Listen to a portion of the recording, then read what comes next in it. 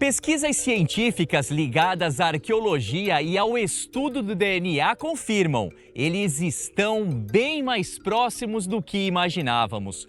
E olha que estavam espalhados pelo litoral brasileiro bem antes de os povos indígenas ocuparem nosso território. Sequer conheciam a agricultura e a cerâmica, viviam do que a terra e principalmente a água forneciam. Juntavam cascas de caranguejo, ossos de peixes, conchas e outros frutos do mar no mesmo local onde sepultavam seus mortos. Com isso, formavam verdadeiras montanhas artificiais, que hoje servem de pistas de uma forma de vida muito interessante. Mas quem são eles? Vamos falar sobre os homens de Sambaqui, nossos ancestrais, que ocuparam regiões litorâneas e lagunares há milhares de anos. Vou conversar com o arqueólogo André Strauss, coordenador do Laboratório de Arqueogenética e Antropologia Ambiental e Evolutiva da Universidade de São Paulo. André, conta pra gente, o que é essa misteriosa montanha feita de conchas e outras coisas, conhecida como Sambaqui, e quem era o povo responsável por ela?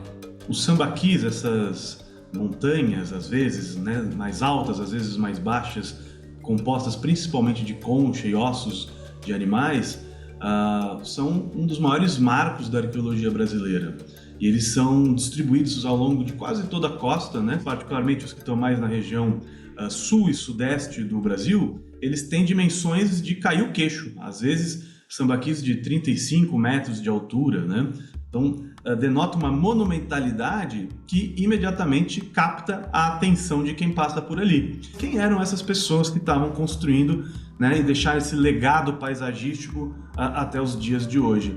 Eram populações que não eram agricultoras, os recursos marinhos foram centrais para a sobrevivência desses grupos. E hoje já tem muitos estudos de diversos grupos no Brasil que conseguem detalhar os tipos de animais que estão presentes, tem de tudo que você puder imaginar, desde aves, albatrozes, tubarões, enfim. Além das conchas, claro, Você está realizando uma importante pesquisa na área da arqueogenética. Antes de mais nada, explica pra gente o que é arqueogenética. Tem a ver com decodificar o DNA de ossos muito antigos? A arqueogenética, ou a paleogenética, é um campo relativamente novo nas ciências arqueológicas, que tem como objetivo justamente extrair e sequenciar e analisar o DNA que está nos ossos antigos que a gente encontra nos sítios. A gente publicou um grande artigo, que foi o primeiro estudo de arqueogenética de Sambaqui, onde a gente mostra, dentre outras coisas,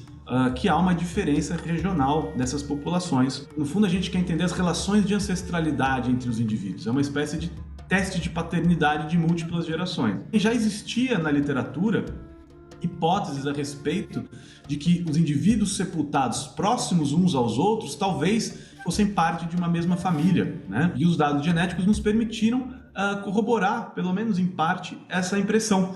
A gente mostrou que, de fato, tinham indivíduos ali que eram pais e filhos, irmãos, primos de primeiro e segundo grau, mostrando que, de fato, havia ali uma importância da família, vamos chamar assim, da família nuclear biológica, Assim como todas as demais populações do continente americano, todas elas compartilham um único ancestral comum, Então, em outras palavras, elas todas derivam de um único evento migratório que deve ter chegado na América há não mais do que 18 mil anos atrás. Para entender melhor essa história, estamos no Monumento Nacional Ruínas Engenho São Jorge dos Erasmos, aqui em Santos.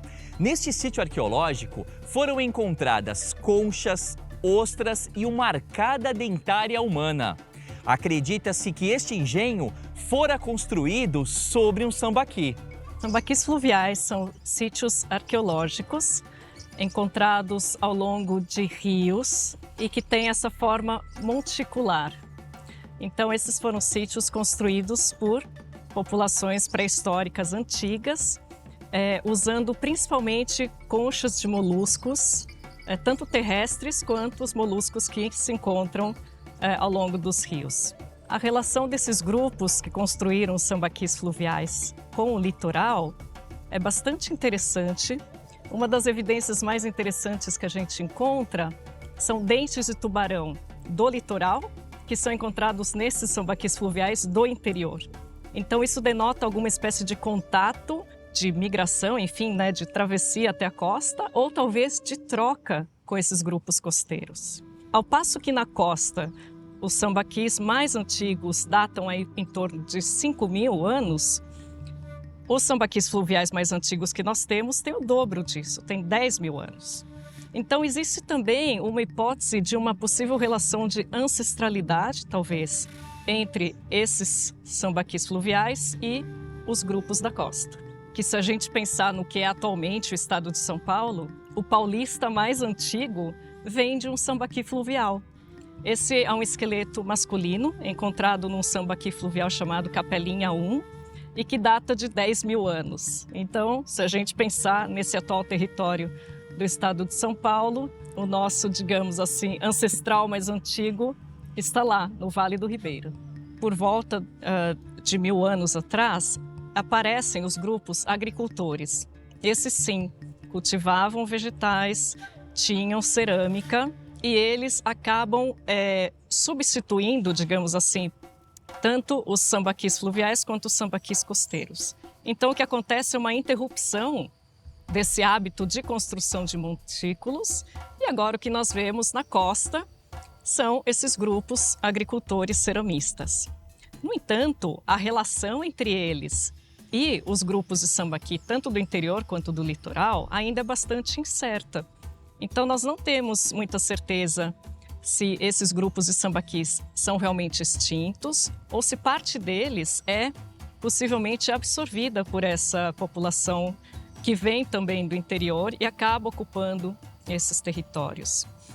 O que os sambaqueiros e as comunidades tradicionais brasileiras têm em comum é essa relação bastante profunda com a natureza. Então, é esse conhecimento do que existe no ambiente e como que isso pode ser usado de maneira adequada, que é algo que nós, das grandes cidades, acabamos perdendo.